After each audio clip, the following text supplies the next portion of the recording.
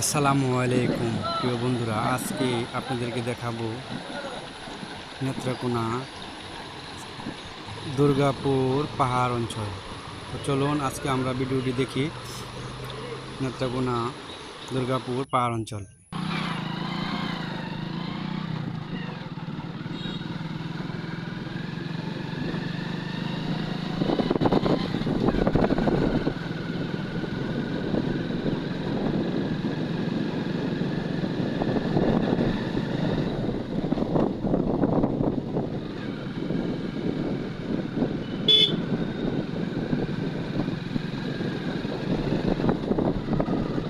ভিডিওটি ভালো লাগলে অবশ্যই লাইক, কমেন্ট, ফলো করতে ভুলবেন না। ধন্যবাদ প্রিয় বন্ধুরা।